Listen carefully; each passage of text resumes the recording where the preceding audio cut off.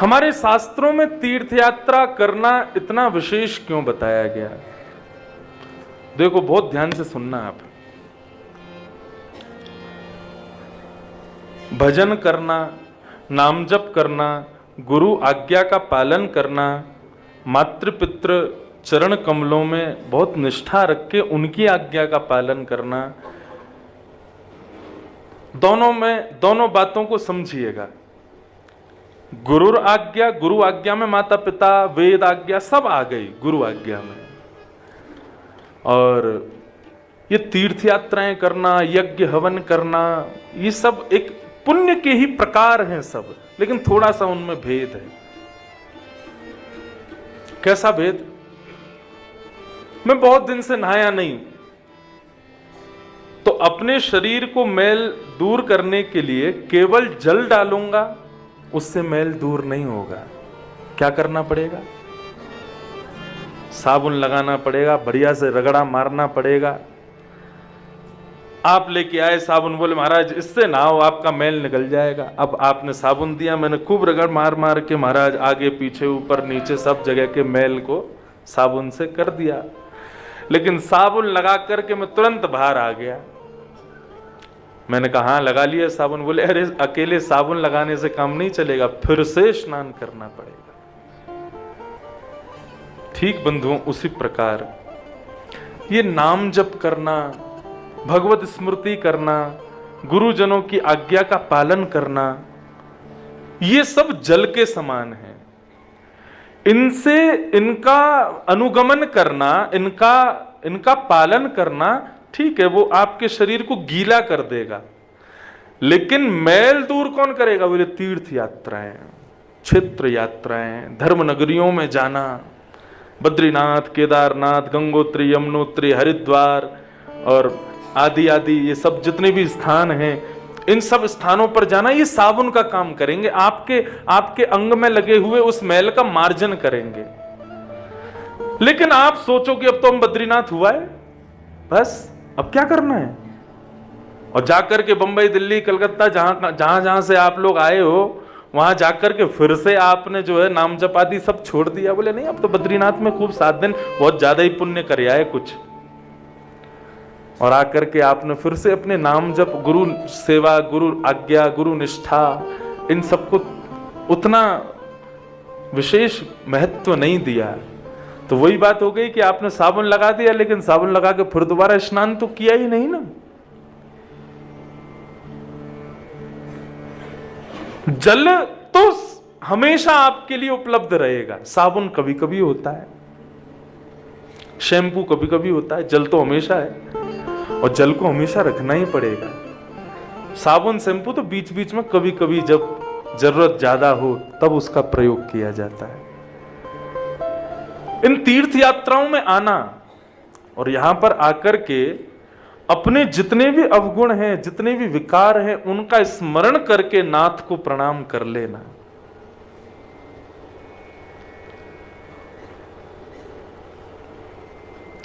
सर्व पाप हरो हरि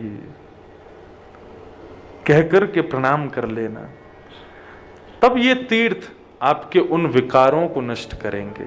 इसलिए क्यों, पहाड़ों पर तो और भी सुंदर सुंदर, जोशीमठ से ऊपर चले जाओ, औली क्षेत्र है, बहुत सुंदर है घूमने का, मैंने तो देखा नहीं कभी, सुनते हैं बहुत अच्छा है।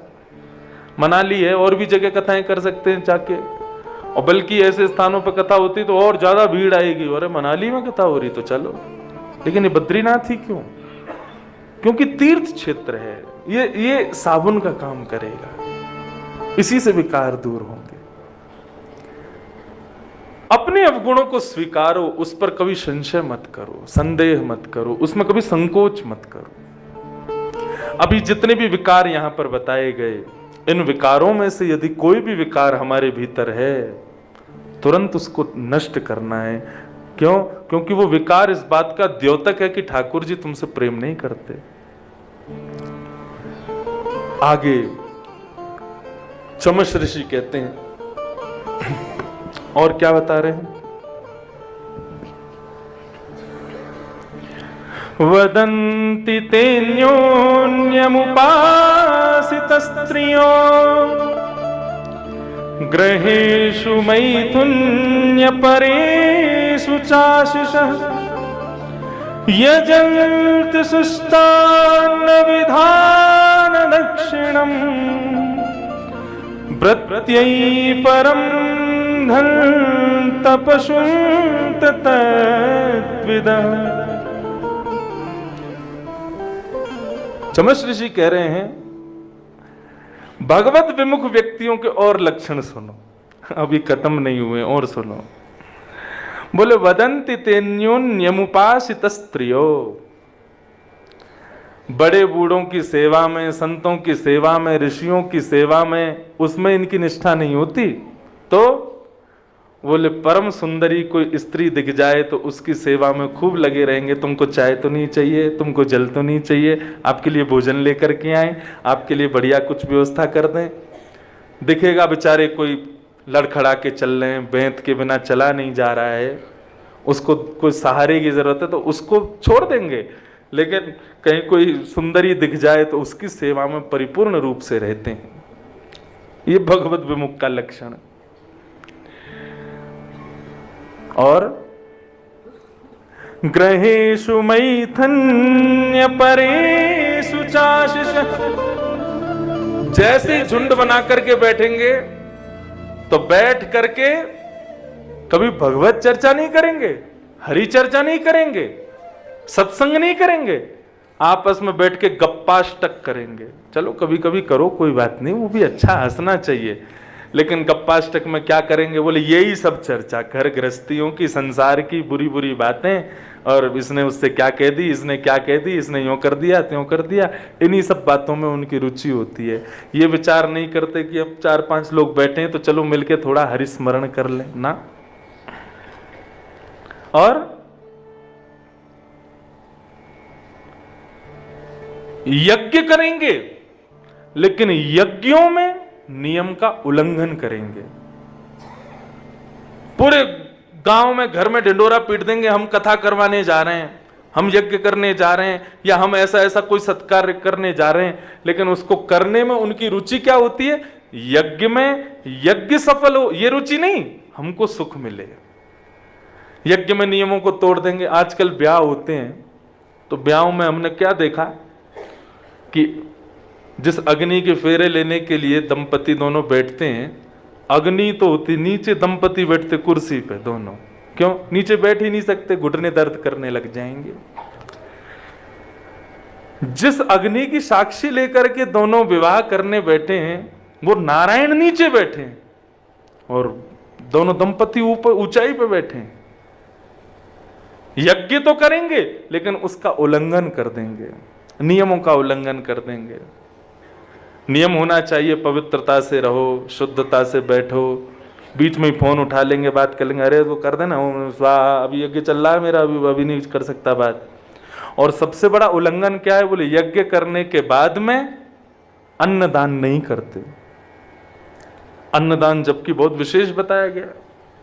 तामसम परिचिक्षते, यज्ञ तामसी कब हो जाता है, उसमें एक भाव ये भी बताया जाता है कि अन्नदान करना चाहिए यज्ञ करने के बाद। और सबसे ज्यादा दक्षिणा विहरितम यज्ञम, श्रद्धा विहरितम यज्ञम, अश्रद्धा से यज्ञ करेंगे और दक्षिणा नहीं देंगे।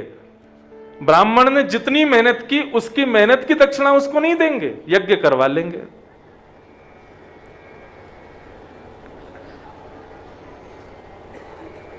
ब्राह्मण से पूरी क्रिया करवाएंगे, पाठ करवा लेंगे, यज्ञ करवा लेंगे, होम करवा लेंगे, खूब उसके बेचारे को पूरे सुबह से शाम तक उसको निचोड़ लेंगे। और दक्षिणा जब देने की बारी आएगी तब इतनी सूक्ष्म दक्षिणा उसको देते हैं कि उसका आने जाने का किराया भी ना निकल पाए। देखो दक्षिणा का स्वरूप क्या, यज्ञ की पत्नी का नाम है दक्षिणा। ब्राह्मण ने मंत्र जप किए, ब्राह्मण ने वेदी बनाई, ब्राह्मण ने यज्ञ कुंड बनाया, ब्राह्मण ही सब व्यवस्था कर रहा है, कैसे क्या चीज रखनी है सब ब्राह्मण बता रहा है। फिर उसके बाद में नियम भी ब्राह्मण बता रहा है, उन नियमों में सब क्रियाएं ब्राह्मण करवा रहा है। आप केवल आहुति दे रहे हो, उसके मंत्र कौन बोल रहा है? ब्राह्मण बोल रहा है। गला सूख रहा है उसका, बेचारा शुद्धता का, पवित्रता का सब ध्यान धर रहा है। इतनी मेहनत जब ब्राह्मण कर रहा है तो फिर उस क्रिया का पुण्य ब्राह्मण को मिलना चाहिए, यजमान को क्यों मिलेगा? यजमान ने क्या किया? कुछ भी तो नहीं, बैठ करके केवल जो ब्राह्मण ने कहा वही तो किया, लेकिन पूरी क्रिया को क्रियान्वित तो ब्राह्मण ने किया ना, तो फिर पुण्य यजमान को कैसे मिल जाएगा? जब यजमान उस की हुई क्रिया की योग्य दक्षिणा ब्राह्मण को दे देता है, तब ब्राह्मण उस दक्षिणा को लेकर के उस पुण्य को यजमान को दे देता है। आज इतने बड़े बड़े यज्ञ कराने के बाद भी मानव अशांत क्यों है? उसके ग्रह में शांतियां क्यों नहीं है? आए दिन भगे डोल रहे हैं, महाराज ये कर दो, ये यज्ञ करवा दो, हनुमान जी को वो करवा दो, चंडी यज्ञ करवा दो, ये हो जान दो, ये क्यों? फिर भी अशांत हो क्यों? क्योंकि ब्राह्मण को तुमने तृप्ति नहीं किया। वो सारा पुण्य ब्राह्मण के पास जा रहा है। अरे वो लोगे तब कब मिलेगा? जब दक्षिणा दोगे उसके योग्य, तभी तो वो पुण्य देगा तुमको। ब्राह्मण कहेगा कुछ नहीं, तुम जो दे दो दक्षिणा में, लेकर के चला जाएगा। क्यों? उसको डबल मिल गया, थोड़ी सी दक्षिणा मिल गई, और जो उसने किया उसका उसको एक अपने अंदर एक उसको एक प्रसन्नता है कि मैंने ठीक से कराया। पुण्य तो उसी को मिलेगा, आपको क्यों मिलेगा? इसलिए करवाओ। जो यज्ञ करने पर नियम उल्लंघन करते हैं, उल्टे सीधे आसन बना करके यज्ञ में बैठते हैं, पवित्रता का ध्यान नहीं करते, अन्नदान नहीं करते, दक्षिणा नहीं देते, वे भी हरि विमुख लोग हैं।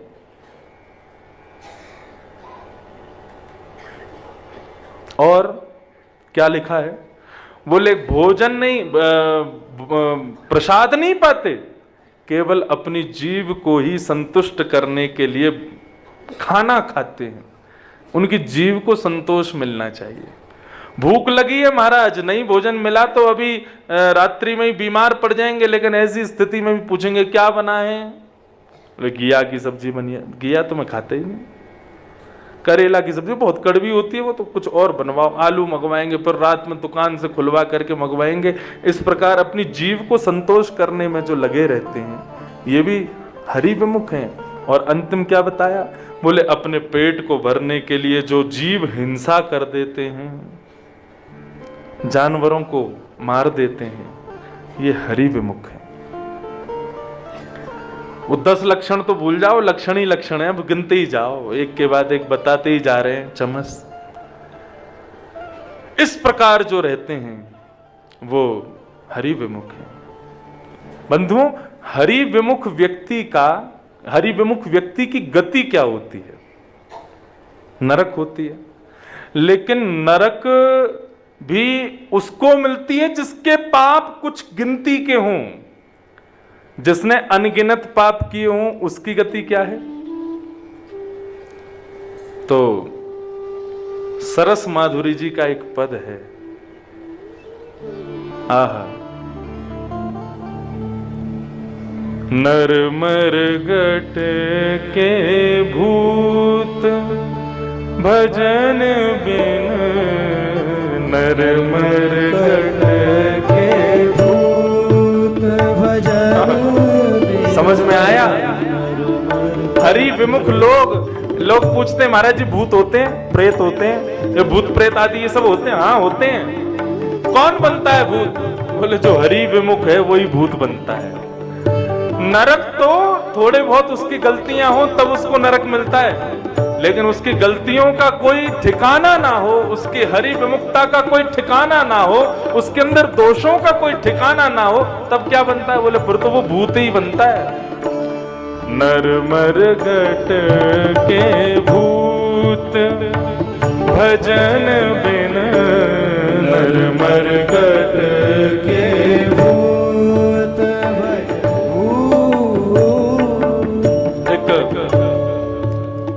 ब्राह्मण थे,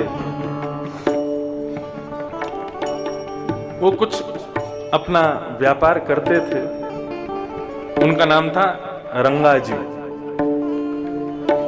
रंगाजी ब्राह्मण नहीं थे, व्यापारी थे, वैश्य थे। तो एक बार उनके दुकान में काम करने वाला एक लड़का, उसकी मृत्यु हो गई। उसकी मृत्यु हुई तो वो चला गया। मृत्यु होने के 2-3 वर्ष बाद एक दिन रंगा जी अपनी दुकान पर बैठे थे, तभी उनको वो लड़का दिखाई दिया अपनी दुकान में जो 2 वर्ष पहले मर गया है। उसको देख करके रंगा जी बोले, भाई ये तो 2-3 वर्ष पहले मर गया था, ये आज मेरी दुकान में क्या कर रहा है? घबराए नहीं बेचारे। वो जैसे ही पास आया तो रंगा जी बोले, अरे बेटा, तेरी तो मृत्यु हो गई थी 2-3 वर्ष पहले, तू आज यहाँ कैसे प्रेत बन गया है? बोले नहीं, प्रेत नहीं बना, भूत बन गया। बोले नहीं, भूत भी नहीं। तो बोले मैं यमलोक के स्वामी यमराज जी का एक मुख्य पार्षद बन गया हूं। बोले पार्षद बन गया? बोले हाँ, मैं यमलोक का पार्षद बन गया हूं और जो यमदूत है ना, उनका स्वामी हूं। यमराज मेरे स्वामी हैं और मैं यमदूतों का स्वामी हूं, यमराज का पार्षद हूं। बोले बड़ी ऊंची पोस्ट मिली तुझे मरने के बाद? बोले हाँ। बोले ये ऐसे साधारण, ऐसे आसानी से नहीं मिलती। तो बोले व्यक्ति का जन्म हो, जन्म में खूब पाप करे, पाप करने के बाद मर जाए, मर के नरक चला जाए, नरक में अपने पापों को भोग के फिर जन्म ले, फिर पाप करे, फिर मरे, फिर नरक जाए। ऐसे करते करते जो 100 बार नरक जाता है ना, उसको पार्षद की उपाधि मिलती है। यमराज विचार करते हैं इसका बेचारे का यही काम है, घूम फिर के इसको नरक ही आना है, इतना प्रेम है इसको नरक से, तो फिर इसको भेजते ही क्यों है, इसको पार्षद बना दो। खूब उसका अनुभव भी बहुत हो जाता है, 100 बार नरक देखा उसने, तो पार्षद बना दिया। मैं पार्षद बन गया हूं। वाह बेटा, बहुत बढ़िया। क्या करने आए हो?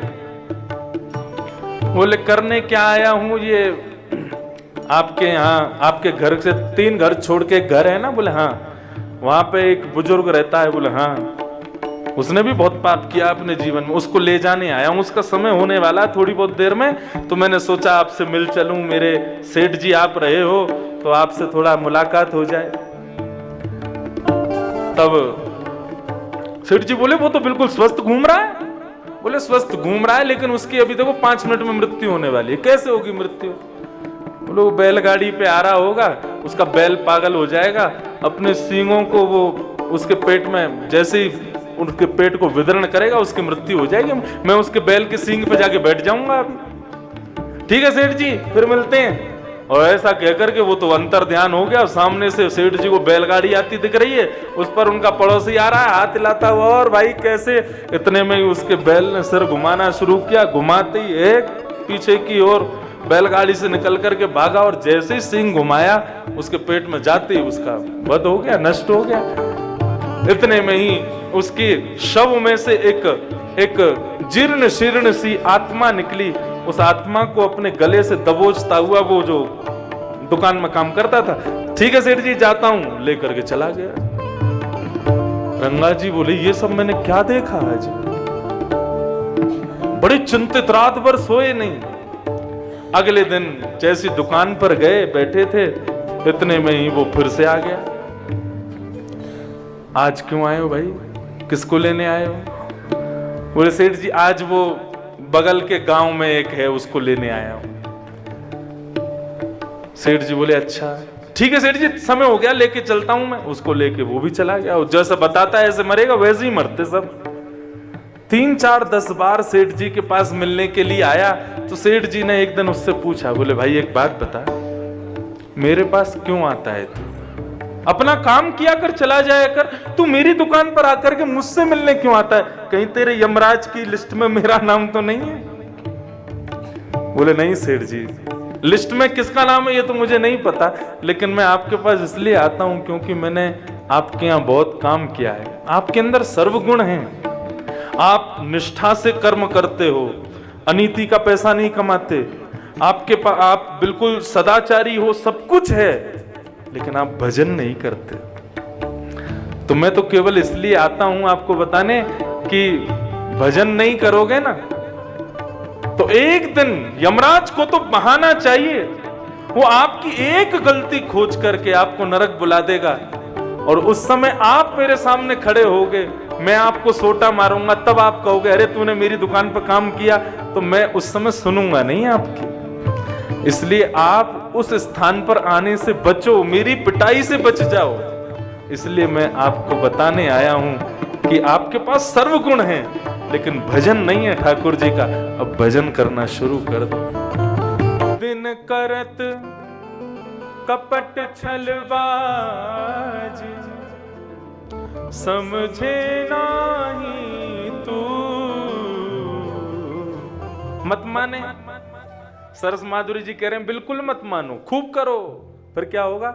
अंत काल में सरस माधुरी, अंत काल में मारेंगे यमदूत, तब यमदूत तुम्हें मारेंगे।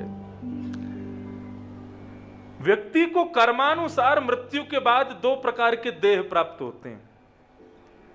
यदि उसको स्वर्ग जाना होगा तो उसको भोग देह प्राप्त होगा, और यदि नरक जाना होगा तो यातना देह मिलेगा। हाँ, ये कथा अभी आगे इसमें और आता है कि वो क्या नाम है, रंगा जी भजन करना शुरू कर देते हैं। बोले कि भगवान की कितनी बड़ी कृपा, मुझे उन्होंने संकेत दिलवा दिया कि भाई भजन भी शुरू कर दो, तो भजन करना शुरू किया। एक दिन उनका वो दुकान का लड़का एक दिन उनको फिर मिल गया। उन्होंने उसको बोला, सुन भाई, आज किसको लेने आया? बोले आज वहां पे उसको लेने आया हूं। बोले अच्छा, मेरा एक काम करेगा? बोले हाँ। बोले जिस दिन यमराज जी तुझसे बड़े प्रसन्न हो ना, बोले अच्छा, उस दिन यमराज जी से जरा यूं बोल देना कि प्रसन्न होके वो तेरे को कुछ देने की इच्छा रखें, तो उनसे कह देना कि हमारे सेठ जी नरक और स्वर्ग देखना चाहते हैं। बोले क्यों, आप क्यों देखना चाहते हो?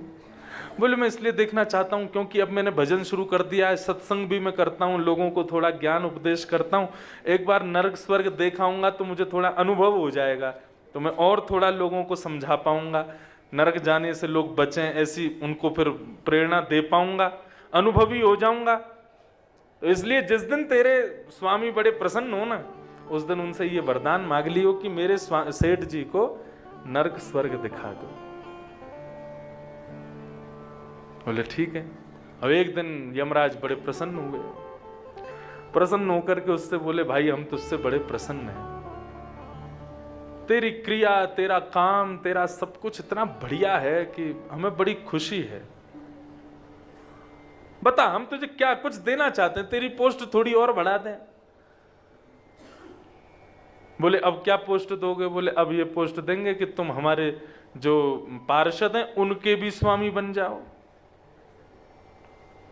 बोले भगवान ये पोस्ट तो मैं बाद में ले लूंगा, लेकिन आज मैं कुछ मांगना चाहता हूं आपसे। बोले क्या मांगना चाहते हो? बोले अपने पूर्व जन्म में मैं जिन सेठ जी के यहाँ पे काम करता, मैं उनसे बड़ा प्रभावित था, क्योंकि वो इंसान बहुत अच्छे थे, भजन वजन नहीं करते थे। तो एक दिन मैंने उनको संकेत कर दिया, प्रभु उनकी इच्छा है, वो जीते जी एक बार नरक और स्वर्ग देखना चाहते हैं, आप कृपा करके आज्ञा दो कि मैं उनको लेके आऊं और नरक और स्वर्ग का दर्शन कराऊं।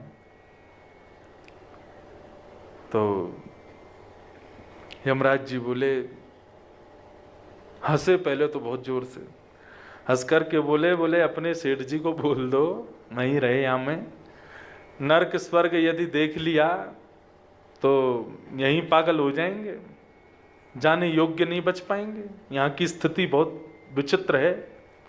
बोले अब जो भी हो, लेकिन उनकी इच्छा है, मैंने उनको वचन दिया कि मैं पूर्ण करवाऊंगा, आप कृपा करके कर दो। यमराज जी बोले ठीक है, जाओ अपने पार्षदों को लेकर के जाओ और सेठ जी को लेकर के आओ, उनको दिखाओ, नरक दिखाओ, फिर स्वर्ग दिखाना। ठीक है।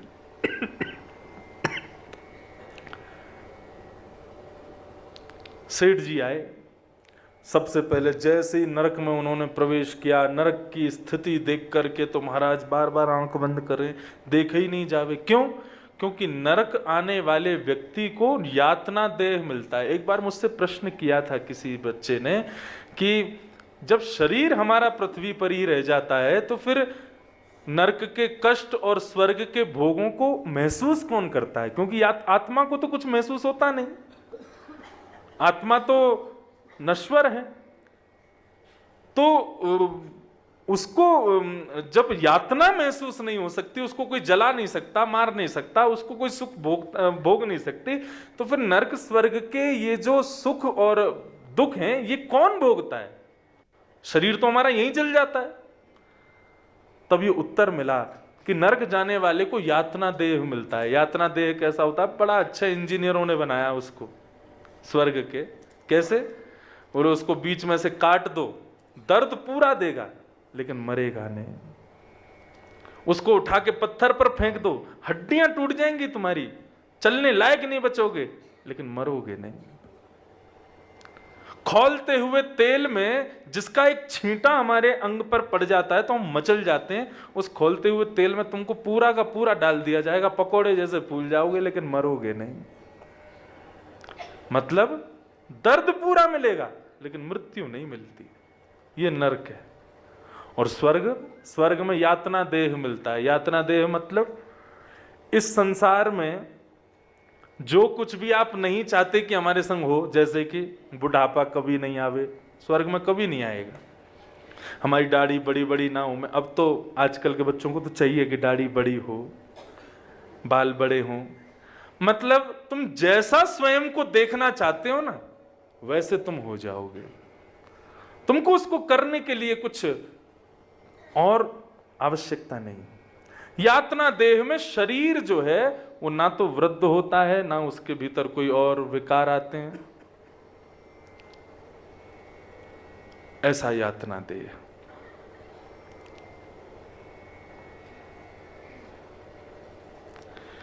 तो भोग देह और यातना देह, ये दो देह हैं।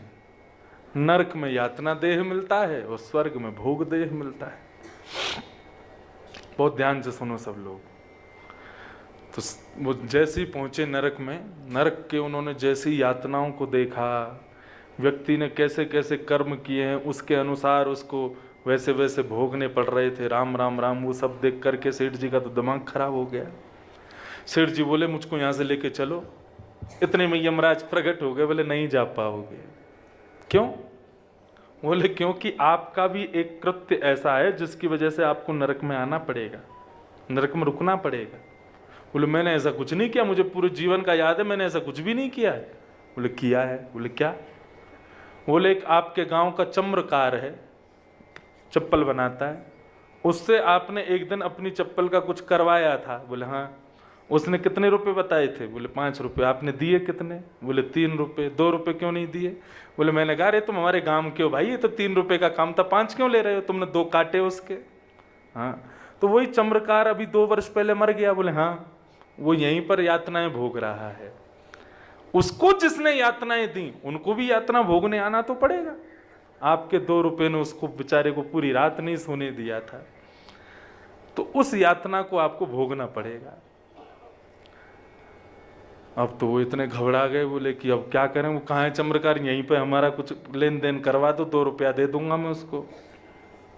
और भारतीय मुद्राएं नहीं चलती नरक में, क्या करें फिर?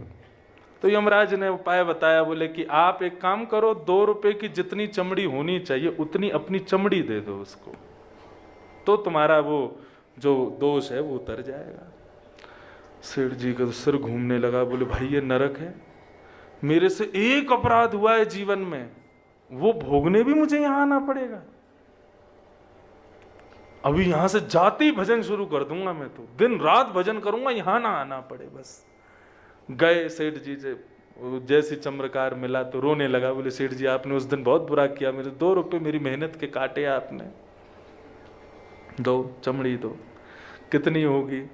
तो महाराज 2 हाथ चमड़ी सेठ जी की नोची, दी उसको, तब जाकर के थोड़ा तो भोगना ही पड़ेगा, नरक है। सेठ जी बेहोश होने लगे। उससे बोले, पार्षद से बोले मुझे स्वर्ग ले चल, अब मैं यहाँ रुक नहीं पा रहा हूँ, मुझे वहाँ का दृश्य देखना है।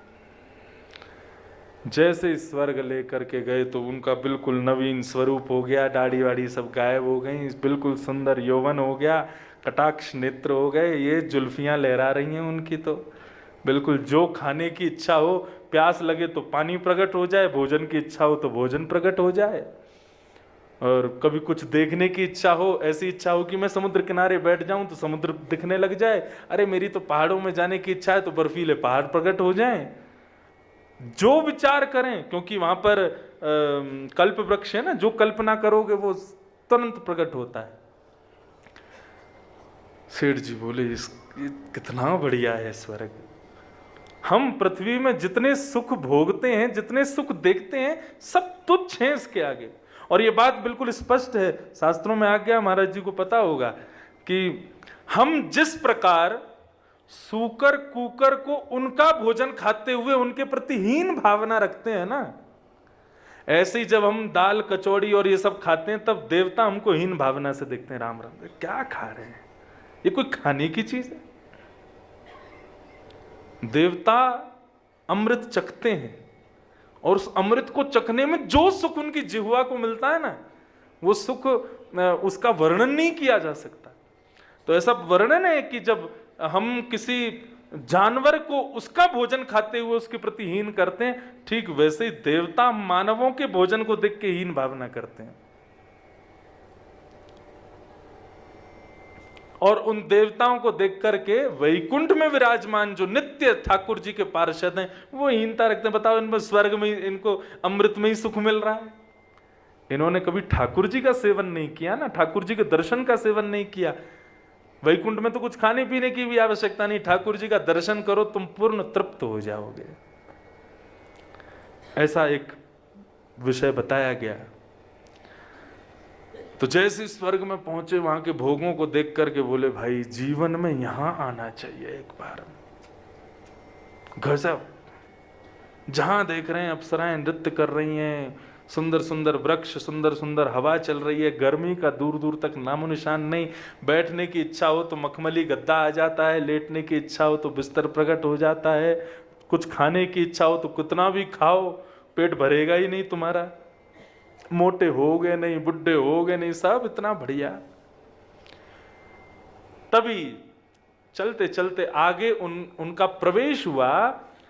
पृथ्वी में पुण्य करने वाले लोग कैसे भोगते हैं स्वर्ग के सुखों को, वो देखने के लिए उनको देख रहे थे। बोले इसने क्या किया? बोले इसने आश्रम बनवाया था, तो यहाँ स्वर्ग में इसको इतना प्लॉट मिल गया, अब ये घर बना के यहाँ रहता है। अच्छा, आगे को गए, बोले ये क्या कर रहा है? बोले कि इसके सामने 56 भोग रखा है, खूब खाता है, इसका पेट नहीं भरता और ये मोटा भी नहीं होता। क्यों, इसने क्या किया? बोले संतों को बहुत भोजन कराया, ब्राह्मणों को खूब इसने दान दक्षिणा किया।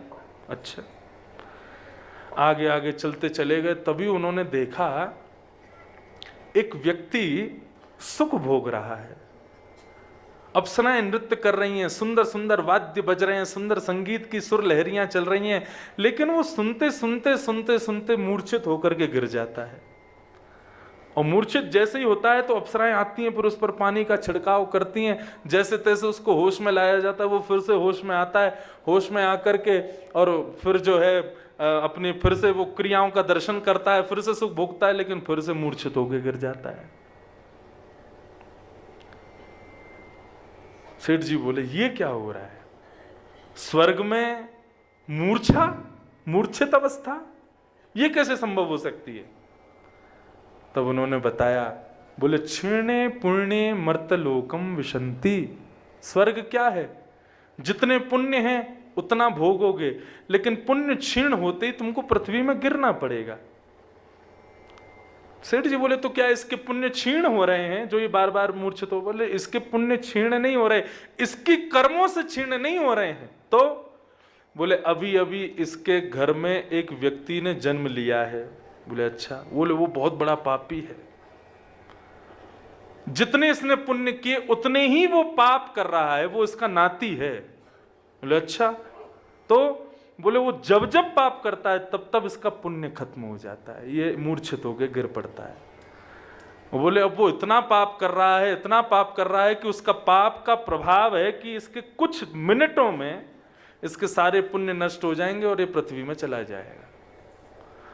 और जैसे सेठ जी देखने लगे, देखते ही देखते वो व्यक्ति वहां अप्सराओं के मध्य से मूर्छित हुआ और मूर्छित होते ही सीधा पृथ्वी में उसका पतन हो गया। किसकी वजह से? उसके कुल में जन्म लेने वाले एक बालक के दुष्कर्मों की वजह से। सेठ जी बोले देख लिया मैंने, मैं समझ लिया, ना तो स्वर्ग उचित है ना नरक उचित है। नरक तो है ही नहीं, लेकिन स्वर्ग भी उचित नहीं है। क्यों? क्योंकि पुण्य करके तुम चले तो जाओगे स्वर्ग, लेकिन आगे के वंश वालों की क्या गारंटी है कि वो भी तुम्हारी तरह होंगे। यदि उन्होंने पाप किया उससे तुम्हारा पुण्य क्षीण हो जाएगा। इसीलिए तो मैंने पहले दिन कहा था कि पुण्य का क्या करना है, यहीं से शुरू होता है भागवत धर्म। कायेन वाचा मनसेन्द्रियैर्वा बुद्ध्यात्मनाभानुसृत स्वभावात् करोमि यत् यत् सकलम परस्मै नारायणायेति समर्पयेत् तत्। पुण्य कमा के बच्चों के लिए, परिवार के लिए छोड़ के मत जाओ, और पुण्य कमा करके ठाकुर जी को अर्पित कर जाओ। क्यों? बोले क्योंकि यदि परिवार को दिया, बच्चों को दिया, पूत कपूत तो क्यों धन संचय, पूत सपूत तो क्यों धन संचय। पूत यदि कपूत है तो उसके लिए धन सिंचन क्यों करना, बर्बाद कर देगा एक दिन। और पुत्र यदि सुपुत्र है तो भी क्यों सिंचन करना, अपनी सुपुत्रता से ही कमा लेगा, अपने सुंदर भाव से वो कर लेगा उसको जो करना है। तुमने जो पुण्य किया ठाकुर जी को दे के जाओ, उससे क्या होगा, स्वर्ग भी नहीं मिलेगा, नरक की तो बात ही नहीं है, सीधा वैकुंठ प्राप्त होगा, जहां से कभी गिरना नहीं पड़ता, जहां से कभी पतन नहीं होता।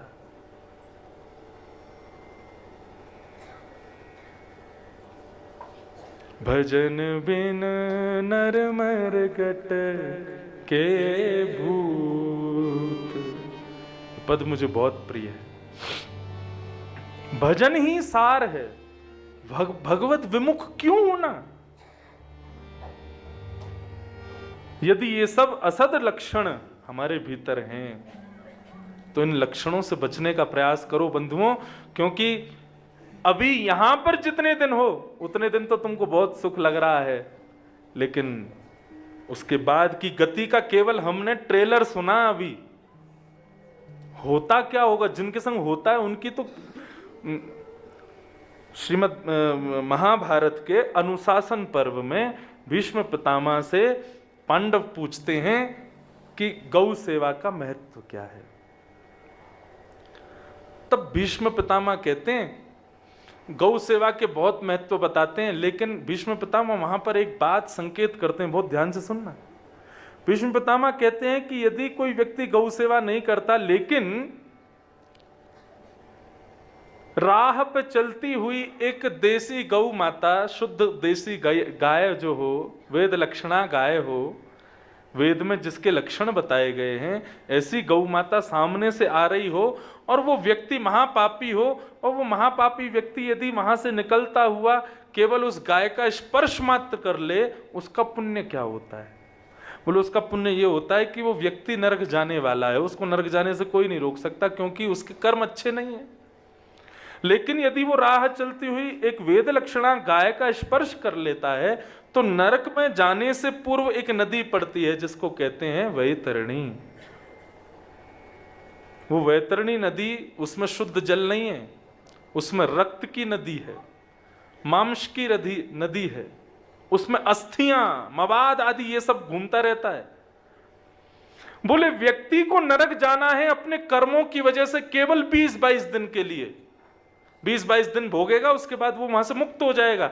लेकिन वैतरणी नदी जो है वो उसको पार करनी पड़ती है, जिसमें हजारों वर्ष लग जाते हैं, वो नरक ही नहीं पहुंच पाता, 1000 वर्ष तक डूबता रहता है उस वैतरणी नदी में। 1000 वर्ष बाद जब जैसे तैसे वो पहुंचता है पल्ली पार, तो उसको उठाते ही उसको उसके किए हुए कर्मों का उसको भोगना पड़ता है। बोले जो 22 दिन में नरक भोग के चले जाना है, वो 1000 वर्ष से ज्यादा तक केवल वैतरणी नदी में पड़े रह जाते हैं। तो जो गलती से गौ का स्पर्श मात्र कर लेते हैं तो क्या होता है, बोले जब नरक जाते हैं तो वैतरणी के किनारे वही गाय आकर के अपनी पूंछ उसको पकड़ा देती है और वैतरणी नदी को चंद सेकंडों में पार करके उसको नरक में छोड़ देती है, ताकि उसको 1000 वर्षों तक जो नदी में भटकना है वो भटकाव उसका ना हो। ये प्रभाव बताया गौ सेवा का। तो नरक जाना तो बहुत ही कठिन है, उससे पहले वैतरणी पार कर लो। और वैतरणी पार क्या, उससे पहले जब यमदूत पृथ्वी से मानव को नरक के लिए लेके जाते हैं, उसका मैंने जब सुना, कपिल देवूति संवाद में भगवान कपिल बताते हैं, सुन करके रोए खड़े हो जाएंगे। बोले जब मानव को नरक ले जाने के लिए आते हैं यमदूत, उसको यातना देह पकड़ा दे करके उसके गले में फंदा बांधते हैं और कितने हजार कितने लाख किलोमीटर प्रति घंटा की रफ्तार से वे चलते हैं और उस मानव को घसीटते हुए लेकर के जाते हैं नरक तक। मतलब बोले बीच रास्ते में मानव की इच्छा हो जाती है कि मैं मर जाऊं, मैं कैसे भी करके मेरे प्राण निकल जाएं। रास्ता इतना दुर्गम है तो नरक की तो सोच करके आप क्या विचार करो, क्यों जाना है ऐसे नरक में। और जिस नरक से साधारण सा सरल सा अति पवित्र अति सरल भगवत नाम बचा सकता है, लोग फिर भी उस नाम को नहीं गाते। किमाश्चर्यमतः परम, यक्ष ने प्रश्न किया युधिष्ठिर जी से। अच्छा एक बात आपको बताऊं, मैंने वैसे तो अफवाह के रूप में सुना है, लेकिन हो सकता है शायद सत्य हो। बाकी यहाँ बद्रिकाश्रम में बैठे सब संतजन विराज रहे हैं, ये यक्ष की भूमि है, यक्षों की। यहाँ के स्वामी हैं, भगवान बद्रीनाथ के बगल में बैठे रहते हैं ना, मुखमंडल दिखता है उनका, कुबेर, वो यक्ष राज हैं। और ये यक्ष की नगरी है, यहाँ पर आगे ही अलकापुरी है, वहीं से अलकनंदा जी आ रहे हैं, तो ये यक्षों की भूमि है,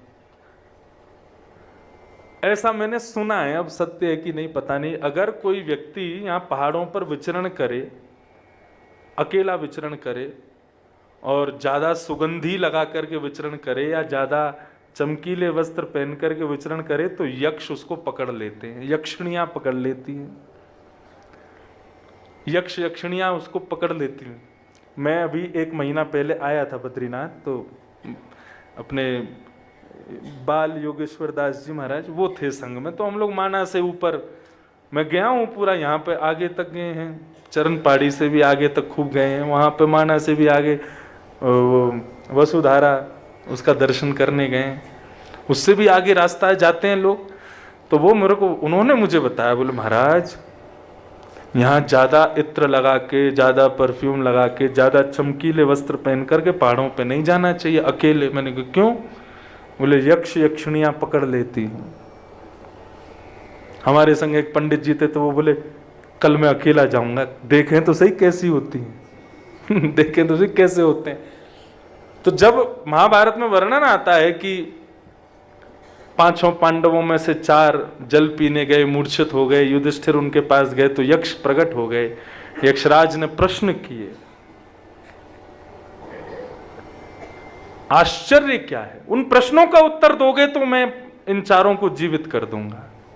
तो शायद ऐसा ही होता होगा कि यक्ष पकड़ लेते होंगे और पकड़ करके बोलते होंगे चलो हमारी अलकापुरी में। क्यों? बोले वहां पे दास दासियों की नौकरी करवाएंगे तुमसे, और आप कहोगे कि हमें छोड़ दो, नहीं हमें वापस घर जाना है। तो फिर वो प्रश्न करेंगे, उन प्रश्नों का यदि तुमने वेदोक्त उत्तर नहीं दिया, ले जाएंगे पकड़ करके। और कहते हैं लोग मार देते, मारेंगे काहे को? यक्ष नगरी बहुत बड़ी है, वहां जाके काम वाम कुछ करवाएंगे, लो झाड़ू पोछा करो, बर्तन करो।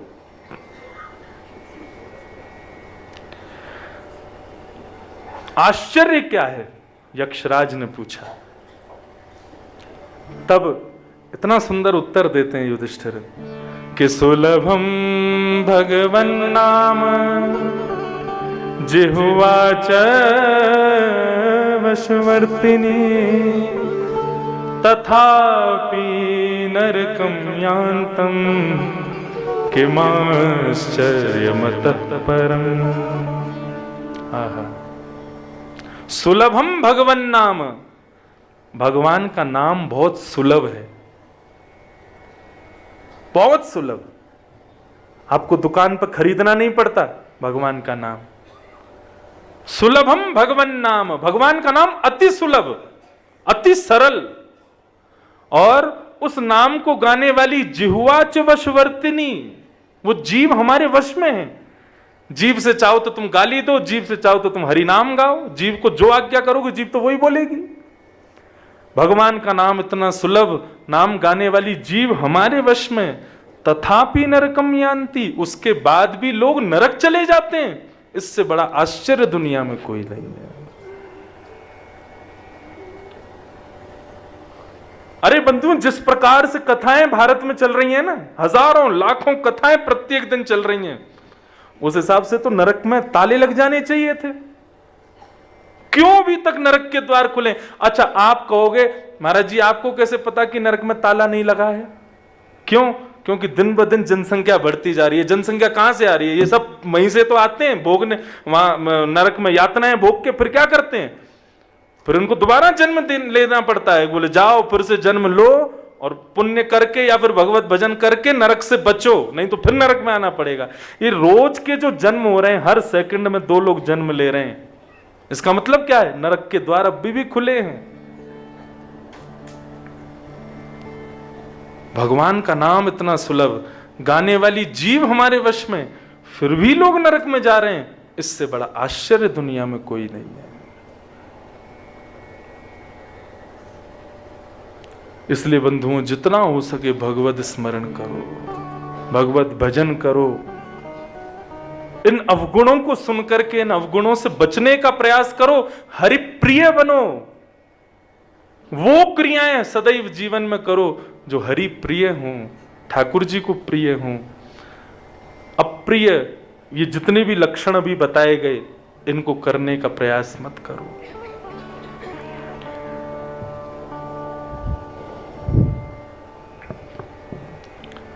और क्या कह रहे हैं? चमस कहते हैं,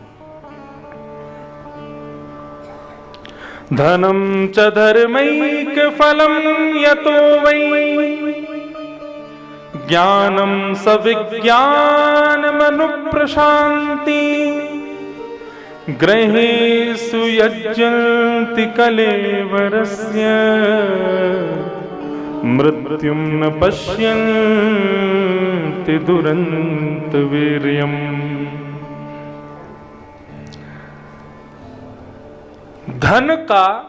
धन कमाने का फल क्या है? धनम च धर्मैक।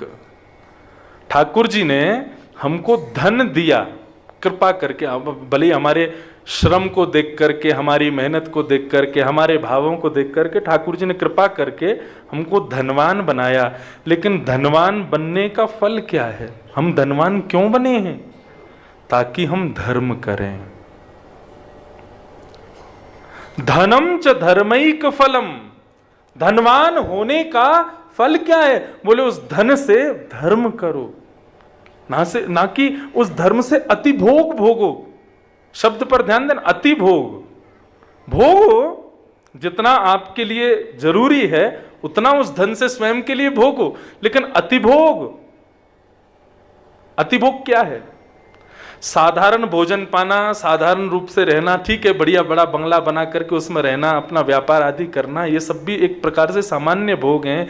अति भोग क्या है? व्यसनों को जीवन में लाना, ये अति भोग है। हम किसी व्यसन के आदि हो गए, जरूरी नहीं है हमारे शरीर को कि व्यसन लगे, लेकिन हम फिर भी उस व्यसन में पड़े हैं, ये अति भोग है।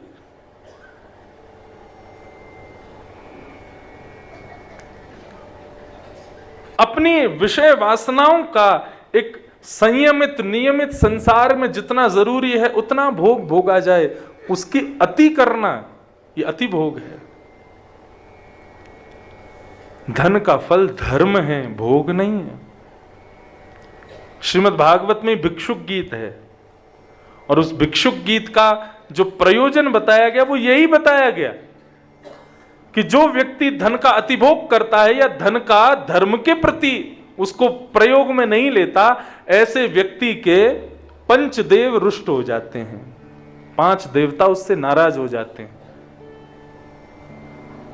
वो पंचदेवों के नाम से शायद सूर्य, गणपति, लक्ष्मी, विष्णु और शिव, ये पंचदेव रुष्ट हो जाते हैं। जो लक्ष्मी को चलायमान नहीं बनाते, मतलब धन का धर्म में प्रयोग नहीं करते, ऐसे लोगों के पंचदेव रुष्ट होते हैं। धन का फल है धर्म। या फिर मैं ऐसा अपनी कथाओं में कहा करता हूं, धन के व्यय करने वाले 3 प्रकार के लोग होते हैं, उत्तम, मध्यम और अधम। उत्तम व्यक्ति जो होता है वो धन को अपनी पुत्री मानता है, मध्यम व्यक्ति धन को अपनी मां मानता है और अधम व्यक्ति धन को अपनी पत्नी मानता है। उत्तम व्यक्ति धन का दान करता है, मध्यम व्यक्ति धन का भोग करता है और अधम व्यक्ति धन का नाश करता है। ये छोटे छोटे सूत्र हैं बंधुओं, लेकिन जीवन के बड़े उपयोगी सूत्र हैं ये। प्रथम व्यक्ति धन को पुत्री मानता है, मतलब पुत्री बड़ी हो जाए तो उस पुत्री का ब्याह कर दो, मतलब धन जब बढ़ जाए तो फिर उसका विवाह कर दो। और लक्ष्मी का ब्याह किससे होता है? नारायण से। मतलब धन जब वर्धन हो जाए, धन जब वृद्धि हो जाए, तो उस धन का प्रयास करो कि उस धन से कोई धर्म कार्य करवाओ, यज्ञ करो, ब्राह्मण भोजन करो, संत भोज करो, कथा करवाओ। ये क्या है? धन रूपी लक्ष्मी का नारायण से ब्याह। मध्यम व्यक्ति धन को अपनी मां समझता है और पुत्र जो होता है वो मां को सदैव अपने पास रखना चाहता है।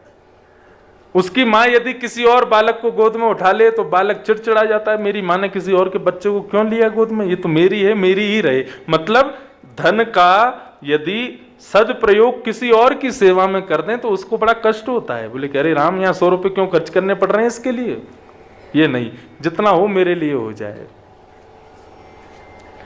लेकिन अधम व्यक्ति धन को अपनी पत्नी मानता है और पत्नी मान करके उसका नाश करता है। जैसे रावण, उसने पत्नी बनाने का प्रयास किया, आज तक जलता है बेचारा दशहरा मैदान में। क्यों? केवल उसका इतना सा अपराध था कि उसने लक्ष्मी को अपनी पत्नी बनाने का प्रयास किया। लक्ष्मी को या तो मां मानो या फिर उत्तम है पुत्री मानो, क्योंकि धनम च धर्मैक फलम, धन का फल धर्म है।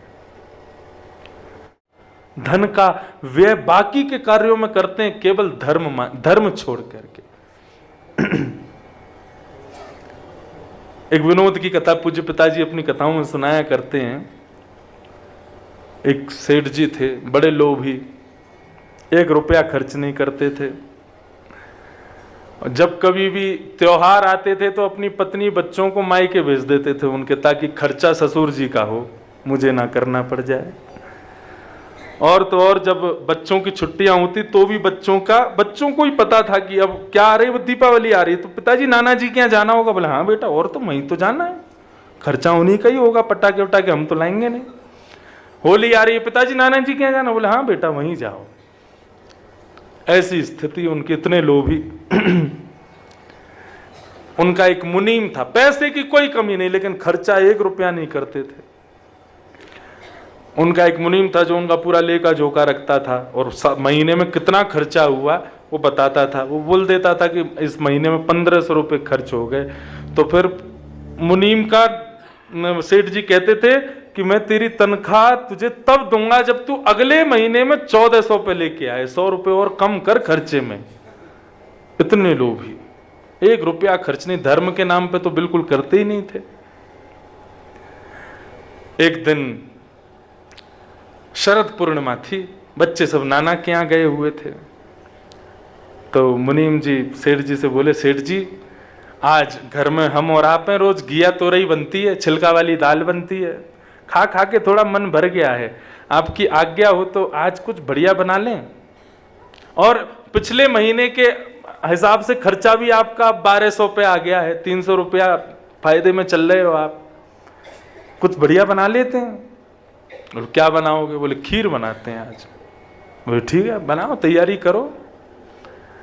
अब तो महाराज खीर बनाई गई, खीर में बढ़िया चावल डाले, बढ़िया दूध मंगा करके बढ़िया डाला, केसर वो युक्त करके बहुत सुंदर खीर बनाई। सेठ जी को ये था कि वाह इतनी प्यारी खीर बनी है, कैसे भी करके ऐसा कुछ प्रयोजन बने कि ये इसको नहीं मिले खाने को।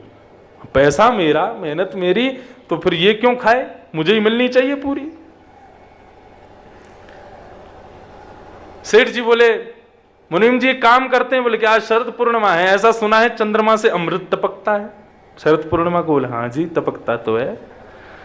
बोले छींके पर इस मटके को टांग दो, उसमें खीर रख दो, और रात्रि में ऊपर से चंद्रमा की प्रकाश में शायद हो सकता है अमृत की बूंद आ जाए, खीर हमारी और बढ़िया हो जाए, और फिर सुबह उठ करके इस खीर को खाएंगे, लेकिन शर्त एक है। बोले क्या? रात में दोनों सपना देखेंगे, जिसका सपना सबसे अच्छा हुआ खीर उसकी। मुनीम जी बोले सेठ जी आप ही खा लो, मैं क्या, मुझे सपने अपने नहीं आते। वो नहीं नहीं नहीं, बिल्कुल नियम तो नियम है, उसी हिसाब से खाएंगे। सपना देखना पड़ेगा रात में अच्छा वाला, जिसका अच्छा सपना होगा वो सवेरे खीर खाएगा। मुनीम जी बोले प्रभु क्यों जिद कर रहे हो, मैं कुछ और देख लूंगा, मैं तो, मुझे जरूरत भी नहीं, आप खा लो पूरी। बोले देखो मैं ना बहुत नियम का पक्का हूं, हिसाब से दूंगा तुमको, तुम्हारा सपना अच्छा हो तुमको मिलेगी, लेकिन मेरी हुई तो मेरे को मिलेगी। मुनीम जी बोले ठीक है, तो फिर रात में यही होने दो। रात में सेठ जी सो गए, मुनीम भी अपने कमरे में चला गया। मुनीम ने रात में सोचा, बोले खीर तो मिलनी नहीं है सवेरे, क्योंकि सेठ जी इतना ऊंचा सपना देख के आएंगे जो मेरी सोच से भी परे हो, खीर तो मिलनी नहीं है, तो क्या करें? तो बोले अब जो होगा सो सवेरे देखेंगे, खीर खा जाओ रात में। और मुनीम उठ करके गया, छींके से खीर उतारी, पूरी खीर खा गया, और खीर खा करके बिल्कुल चाट करके एक बूंद नहीं छोड़ी, उसको बर्तन को धो धा के बिल्कुल एक दाना उसमें ना रह जाए, और यथावत जहां टंगा था वहीं रख करके मुनीम सो गया। अब सुबह जो होगा सो देखा जाएगा।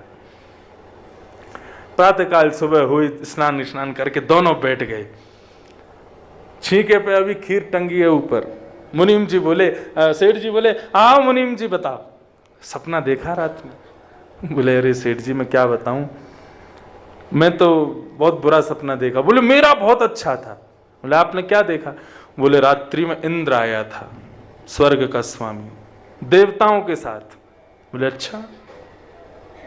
मेरे से बोला कि मैं तुम्हारे संपूर्ण जीवन के नियमों से बड़ा प्रसन्न हूं, तुम बड़े कट्टरवाद हो अपने नियमों के प्रति, धन की बड़ी रक्षा करते हो, सबसे इंद्र बड़े प्रसन्न हो गए। बोले अच्छा। बोले फिर क्या? इंद्र ने एक मखमली वो आया था विमान, उसको स्पर्श करने पर भी ऐसा अनुभव हो रहा था मानो कितना कितना कितना सुखद स्पर्श है इसका। उसमें बैठा करके अप्सराएं चमर डुरा रही थीं, और इंद्र आदि सब देवता जो है मृदंग आदि बजा करके मेरा मुखोल्लास कर रहे थे। बोले अच्छा। बोले फिर मैं गया, स्वर्ग में गया, स्वर्ग में मेरी पुष्पों से स्वागत किया गया, अप्सराएं नृत्य कर रही थी, सुंदर सुंदर वाद्य बजाए जा रहे थे, ऐसी सुंदर पवन वहां बह रही थी। फिर क्या हुआ? बोले फिर इंद्र ने मुझको अपनी गोद में बिठाया और स्वर्ग का एक दिन का मुझे राजा बना दिया।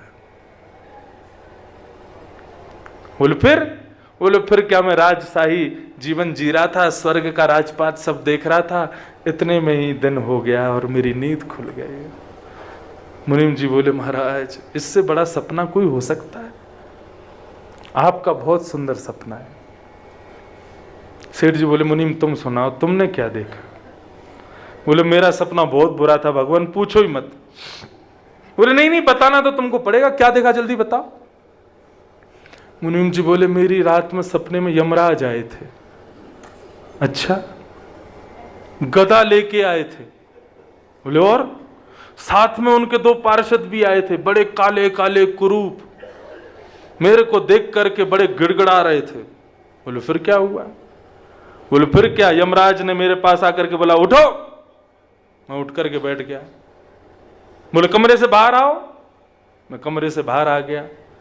कमरे से बाहर ला करके मुझसे बोले छींके से पात्र उतारो। मैंने कहा नहीं नहीं इसमें खीर है, रात में अमृत उसमें बोलेगा। तो उनके पार्षदों ने पकड़ लिया, बोले कि तुझे अभी नरक में ढकेल देंगे हम, उतार इसको नीचे। बोले मैंने उसको नीचे उतार लिया। बोले फिर यमराज गदा दिखाने लगा, बोले इसको खा। सेठ जी बोले फिर? बोले मैंने बहुत मना किया कि नहीं मैं नहीं खा सकता, अभी इसमें अमृत की बूंद गिरने वाली है, सुबह सेठ जी का सपना सुनेंगे फिर उसके बाद खाएंगे। यमराज ने मुझ में 2 गदा मारी, बोले खा नहीं तो तुझे जान से मार दूंगा। मैंने वो खीर खाई। बोले फिर क्या हुआ? बोले बची हुई चाट जा। मैं चाट गया। फिर क्या हुआ? बोले फिर और गदा दिखाई, बोले इसको धो दे। बोले मैंने धो दी, मांज दी। फिर क्या हुआ? बोले इसको अब टांग दे छीके पे। मैंने टांग दी वहीं पे। बोले फिर क्या हुआ? बोले जाके सो जा, उठना नहीं सुबह तक। मैं जाकर के सो गया। सेठ जी बोले सच में ये हुआ था? बोले हाँ यही हुआ था। सेठ जी बोले जल्दी छींके से उतारो इसको। ऊपर से उतार करके देखा तो वो बिल्कुल मजी हुई धरी थी। बोले सच में हुआ था ऐसा? बोले हाँ। तुमने मुझे क्यों नहीं उठाया? बोले आप तो स्वर्ग में बैठे थे भगवान, आप स्वर्ग का राज भोग रहे थे, मैं कैसे उठाता आपको? ये है संग्रह वृत्ति लोभ। लोभ पाप को जन्म देता है। इसलिए धन के प्रति पुत्री भाव रखो, वो लक्ष्मी पुत्री मानो या गुरु स्वरूप मानो। देखो पुत्री बड़ी होने पर उसका विवाह किया जाता है और गुरु की सन्निधि में रहने पर गुरु के वचनामृतों का भी प्रचार किया जाता है, उसको दूसरों तक पहुंचाया जाता है। हमारे संप्रदाय में लक्ष्मी गुरु स्वरूपा है, जितना हो सके लोगों तक उसको पहुंचाओ। धन का फल क्या है? धर्म। धनम च धर्मैक फलम यतो वै ज्ञानम सविज्ञान मनु प्रशांतम। क्या होगा? कितनी अच्छी बात कह रहे हैं। बोले जब धन का फल धर्म होगा ना तो उससे क्या होगा? जीवन में शांति आएगी। हम लोग भागते हैं सुख के पीछे, लेकिन भगवान गीता में कहते हैं मानव को सुख नहीं चाहिए, मानव को जीवन में शांति चाहिए। हमें लगता है कि हम सुख के लिए कर्म करें, भगवान कहते हैं सुख नहीं, शांति। और शांति किससे मिलेगी? त्यागात् शांति अनंतरम। जितना त्यागोगे, जितना स्वयं से दूर रखोगे, उतने ज्यादा शांत रहोगे। किसको? धन को, विषयों को, भोगों को। जितना संग रखोगे उतने अशांत रहोगे। तुमको सुख की जरूरत नहीं है, अति सुख भी कई बार हमें कष्ट दे देता है। हमें शांति की आवश्यकता है, और वो शांति किससे मिलेगी? जितना धन का दान करोगे, जितना धन को दूसरों को प्रदान करोगे, उतने जीवन में शांति बनी रहेगी। धन का फल धर्म है, और उससे क्या मिलेगा? बोले शांति प्राप्त होगी। और शांति से क्या होगा? बोले तुम सदा सर्वदा के लिए प्रसन्न रहोगे, प्रसन्न हो जाओगे, भगवत प्रेमी हो जाओगे। भगवत विमुख व्यक्तियों के लक्षण बताए, और भगवत विमुख व्यक्तियों के नरक ही उनका द्वार है, ऐसा कह करके चमस उनके प्रश्न का उत्तर देते हैं। जीवन का परम उद्देश्य क्या है? कि हम भगवत प्रिय बन जाएं, बस। सबके पीछे हमारा प्रयोजन क्या है? केवल एक, कि हम ठाकुर जी के प्रिय हो जाएं। एक भाव में गाता हूं ना कथा में,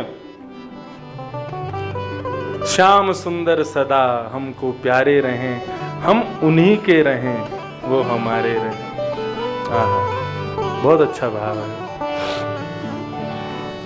श्याम सुंदर सदा हमको प्यारे रहें, हम उन्हीं के रहें, वो हमारे